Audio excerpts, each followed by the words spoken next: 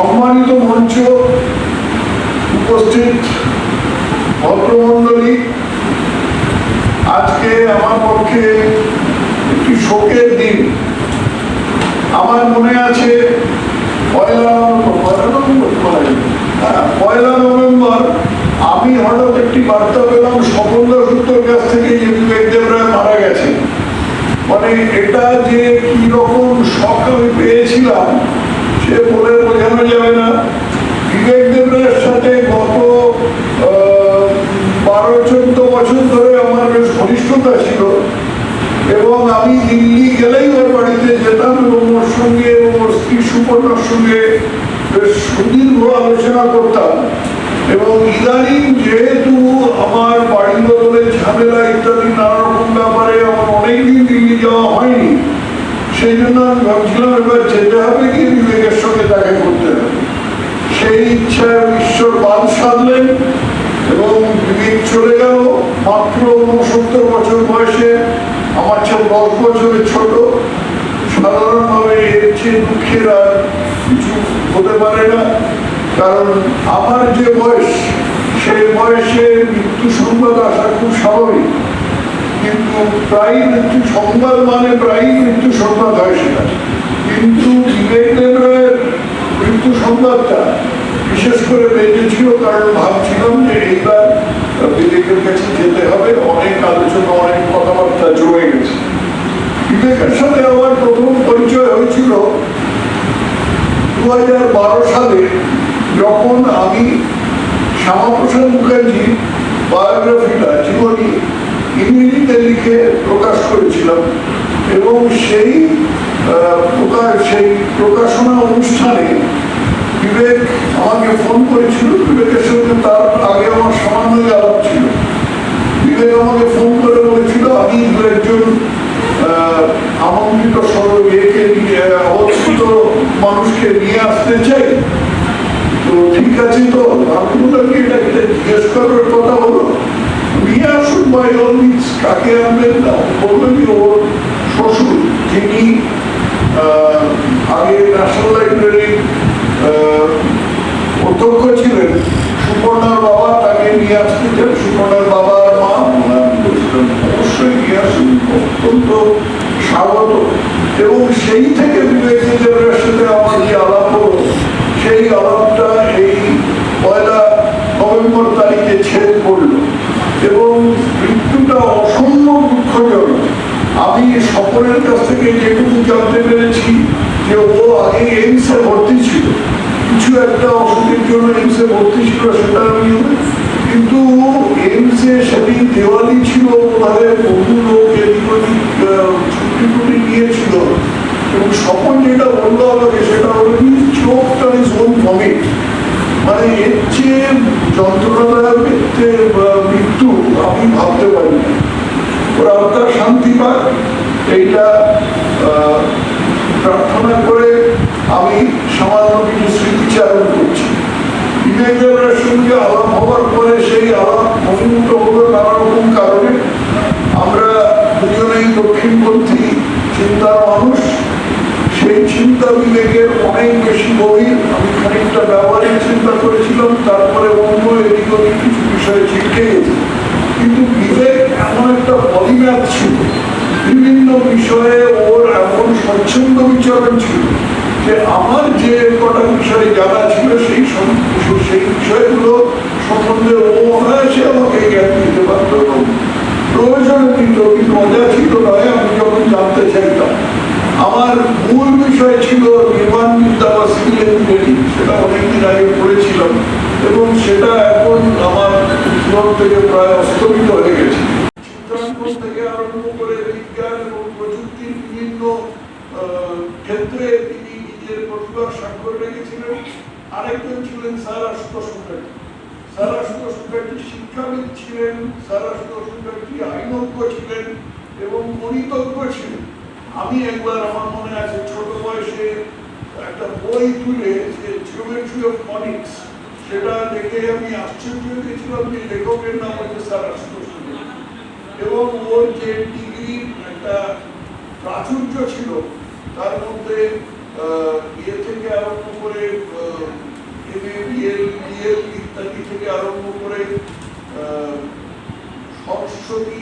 উদ্ধারক চক্রবর্তী ইত্যাদি নানান কিছু। এই সমস্ত গুণ বিবেকের মধ্যে ছিল এবং বিবেকের এই যে বিভিন্ন ক্ষেত্রে স্বচ্ছন্দ বিচারণ, এটা আমাকে যারা ওর সংস্পর্শে এসছে তাদের সকলকে মুগ্ধ করে, আমাকেও করেছিল। ওর বিতর্কের সময়, মানে আনুষ্ঠানিক বিতর্কের সময়, আমাদের ক্যালকুলেটর একটা হয়েছিল, সেখানে আনুষ্ঠানিক বিতর্কের সময় বিবেক এসেছিল, কিন্তু বিবেক সেখানে তৈরি ছিল না, কিছু এরকম ভাষা ভাষার কথা বলে চলে গেল। তাই বলে তুমি এরকম করলে কেন? বলো কিছু তো বলতে হবে, আমাকে হঠাৎ লেগেছে আর আমি সময় পাইনি, প্রচুর কাজ ছিল। কিছু বলাটা একটা চিন্তাকর্ষক ছিল যে সবাই বিবেকের বক্তব্য একেবারে মানে সকলে শুনবে। আমার আজকে এই গোটাকত কথাই মনে পড়ছে। এই লোকটা চলে যাবে, জলজ্জান্ত লোক, আমার চেয়ে 10 বছরের ছোট, আমার কোনো হিসেবের মধ্যে ছিল না। তার আত্মার শান্তি হোক। সুবর্ণাকে আমার যতদূর সম্ভব সমবেদনা জানাই, আর আপনাদের তরফ থেকেও আমি তাকে সমবেদনা জানাই। আর আজকে এই বলে আমি শেষ করছি যে এরকম একটা লোক, এরকম একটা মনীষী, যাকে পশ্চিমবাংলার মানুষ এখনো ভালোভাবে চিনেনি, এরকম একটা মনীষী খুব কম জন্মায়, ঘন জন্মায় না। এই 19বিংশ শতাব্দীতে জন্মাতো, বিংশ শতাব্দীতে এরকম মানুষ জন্মেছে, বিশেষ করে বিংশ শতাব্দীর মধ্যভাগের পরে এরকম খুব বেশি দেখা যায় না। বিবেক দেব রায়, অমর হোক, বিবেক দেব রায় একজন অর্থনীতিবিদ, যিনি ভারতের প্রধানমন্ত্রীর অর্থনৈতিক উপদেষ্টা পরিষদের চেয়ারম্যান হিসেবে দায়িত্ব পালন করেছেন। এছাড়া তিনি অর্থ মন্ত্রণালয়ের বিশেষ কমিটি, ইনফ্রাস্ট্রাকচার এবং মনিটাইজেশন ইত্যাদি বিশেষজ্ঞ কমিটির চেয়ারম্যান। আয় এবং সামাজিক বৈষম্য, দারিদ্র, আইন সংস্কার, রেলওয়ে সংস্কার এবং ভারত বিদ্যায় উল্লেখযোগ্য অবদান রেখেছেন। জানুয়ারি 2005 থেকে জুন 2020 পর্যন্ত বিবেক দেব রায় ভারত সরকারের থিঙ্ক ট্যাঙ্ক, যেটা বলা হয় নীতি আয়োগের সদস্য ছিলেন। 2015 সালে তিনি পদ্মশ্রী সম্মানে ভূষিত হন। এছাড়া 2016 সালে তিনি ইউএস ইন্ডিয়া বিজনেস সামিটের লাইফ টাইম অ্যাচিভমেন্ট অ্যাওয়ার্ডে ভূষিত হন। 2022 সালে তিনি অস্ট্রেলিয়া ইন্ডিয়া চেম্বার অফ কমার্সের লাইফ টাইম অ্যাচিভমেন্ট পুরস্কারে ভূষিত হন। 2024 সালের ফেব্রুয়ারিতে তিনি জনসেবা কাজ এবং ইনসলভেন্সি দেউলিয়া কনসেপ্ট ক্ষেত্রে অবদানের স্বীকৃতিস্বরূপ দেউলিয়া আইন একাডেমি এমেরিটাস ফেলোশিপ প্রদান করা হয়। তার অন্যান্য গুরুত্বপূর্ণ দায়িত্বের মধ্যে ছিল Rajiv Gandhi Institute for Contemporary স্টাডিজের পরিচালক ছিলেন। এছাড়া কেইটি Chamber of Commerce and Industries secretary general ছিলেন। অর্থনীতিতে বিশ্বায়নের জন্য সংস্কার, ভারতের মধ্যে আইন সংস্কার ইত্যাদি অর্থ মন্ত্রকের প্রকল্পের জন্য তিনি রাজস্থানের মুখ্যমন্ত্রীর অর্থনৈতিক উপদেষ্টা পরিষদের সদস্য ছিলেন। ভারতীয় রেলের পুনর্গঠন করার জন্য রেলপথ মন্ত্রকের দ্বারা গঠিত উচ্চ ক্ষমতা সম্পন্ন কমিটি সেখানে ছিল 2014 থেকে 2015। তিনি আগেই বলেছি 2019 পর্যন্ত নীতি আয়োগের সদস্য হিসেবে দায়িত্ব পালন করেন। এছাড়া তিনি সেপ্টেম্বর 2018 থেকে সেপ্টেম্বর 2022 ভারতীয় পরিসংখ্যান ইনস্টিটিউটের সভাপতি ছিলেন। 2022 সালের সেপ্টেম্বরে তিনি পুনের Deccan College Post Graduate and Research ইনস্টিটিউটের ব্যাচেলর ডিগ্রি পান। জুলাই 2024 সালে তাকে Gokhale Institute of Politics and ইকোনমিক্সের চ্যান্সেলর নিযুক্ত করা হয়। এছাড়া বিবেক দেব রায় অনেক কাগজে নিয়মিত লিখতেন। আমাদের এক সময় যারা মনে আছে আনন্দবাজারে নিয়মিত নিবন্ধ লিখতেন, খুবই জনপ্রিয় ছিল। কিন্তু বিবেক দেব রায়ের এই অর্থনীতি এসবের বাইরে যেটা সবচেয়ে গুরুত্বপূর্ণ, তিনি 10টি খণ্ডের একটি সিরিজে মহাভারতের অবৃত্ত সংস্করণ ইংরেজিতে অনুবাদ করেন। তিনি ভগবদ্গীতা, হরিবংশ, বেদ এবং বাল্মীকি রামায়ণ 3 খণ্ডে অনুবাদ করেন। ভাগবত পুরাণ 3 খণ্ডে, মার্কণ্ডেয় পুরাণ এক খণ্ড, ব্রহ্মপুরাণ 2 খণ্ড, বিষ্ণু পুরাণ 1 খণ্ড, শিবপুরাণ 2 খণ্ড, ব্রহ্মাণ্ড পুরাণ 2 খণ্ড অনুবাদ করেছেন। তার সত্ত্বেও বেঙ্গল নিউজ গ্রাফের তরফ থেকে আপনাকে নমস্কার। আপনার কি মনে হয় ভারতীয় অর্থনীতিতে বিবেক দেবরায়ের অবদান কীরকম? দেখুন, বিবেক দেবরায় আদ্যপান্ত অর্থনীতিবিদ, কিন্তু বিবেক দেবরায় শুধু অর্থনীতিতেই তার আলোচনা সীমাবদ্ধ নয় বা জ্ঞান সীমাবদ্ধ নয়। তিনি ইতিহাস, ভারততত্ত্ব, ভারতীয় পরম্পরা, ভারতীয় সংস্কৃতি সমস্ত বিষয়ে তার অবাধ বিচরণ ছিল। তিনি জানি যে তিনি নীতি আয়োগের সদস্য ছিলেন, প্রধানমন্ত্রীর মুখ্য অর্থনৈতিক উপদেষ্টা ছিলেন এবং ওনার একটি বিখ্যাত বই habits of the competitive economy reference হচ্ছে ইন্ডিয়া, যাতে উনি নিউ বা ডিগ্লোবালাইজেশন এই বিষয়টাকে উনি আলোকপাত করেছেন। আমরা জানি যে 2015 সালে যে ইন্ডিয়ান রেলওয়ে যে রিপোর্ট, সেই রিপোর্ট বিবেক দেবরায় পেশ করেছিলেন এবং একই সঙ্গে তিনি অর্থনীতি যে আমরা যাকে বলি ডিজিটাল ইকোনমি, যে ডিজিটাল ইকোনমির জন্য আজকে ভারতবর্ষ 4র্থ স্থান থেকে 3য় স্থানের দিকে যাচ্ছে, এই যাত্রাপথে যদি কারো অবদান থাকে তিনি হচ্ছেন বিবেক দেবরায়।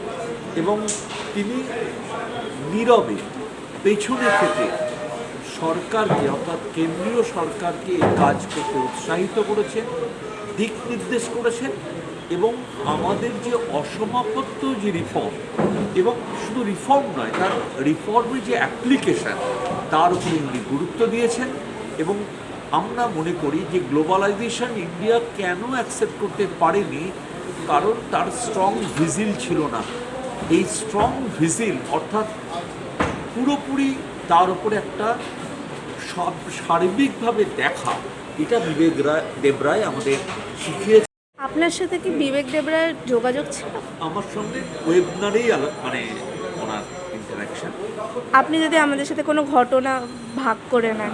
না, আমি মূলত দুটো ঘটনা বলেছিলাম যে উনি প্রথমে তো নরেন্দ্রপুর, তারপরে প্রেসিডেন্সি কলেজ, তারপরে দিল্লি স্কুল অফ ইকোনমিক্স, তারপরে ট্রিনিটি কলেজ, কেমব্রিজ ইউনিভার্সিটি উনি পড়াশোনা করেছেন।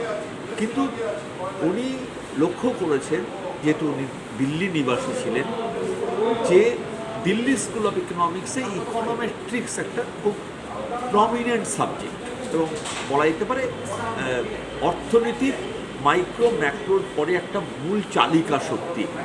তো তার গণিত একটা মূল ভিত্তি এবং বিভিন্ন অধ্যাপকরা পড়াতেন। আমি বলেছিলাম যে চায়ের দোকান যে চালায় ছেলেটি, সে এই অর্থনীতির যে অঙ্কগুলো, অর্থাৎ ইকোনমেট্রিক্সের অঙ্কগুলো ছাত্র এবং শিক্ষকদের কাছ থেকে সংগ্রহ করে সবার জন্য উপস্থাপন করেছিল। উনি এটাকে উদ্যোগ বলেছিলেন এবং আমার মনে হয় যে উনি উদ্যোগপতিরা যে ভারতবর্ষ পাল্টাচ্ছে, অর্থাৎ ইন্ডিয়ান ইকোনমির যে অ্যাক্সিলারেশন, সেটা উদ্যোগপতিরা করছে। তিনি তার একটা ছোট্ট উদাহরণ দিয়ে আমাদের চোখের সামনে তুলে ধরেছেন। এরকম অনেক ছোট ছোট ঘটনাকে মাইক্রো থেকে ম্যাক্রোতে আনা এবং সেটাকে তিনি উদ্ভাসিত করেছেন আমাদের সামনে। এটাই হচ্ছেন একজন জ্ঞানী মানুষ এবং অত্যন্ত মৃদুভাষী এবং ধৈর্যশীল, যেটা মানে মহাভারতের অর্জুনের যে গুণ বর্ণনা করেছেন বিশ্ব তার সরসজ্জায়, তার অনেক গুণ আমরা বিবেক দেবরায়ের মধ্যে দেখতে পেয়েছি। আমাদের সময় দেওয়ার জন্য ধন্যবাদ।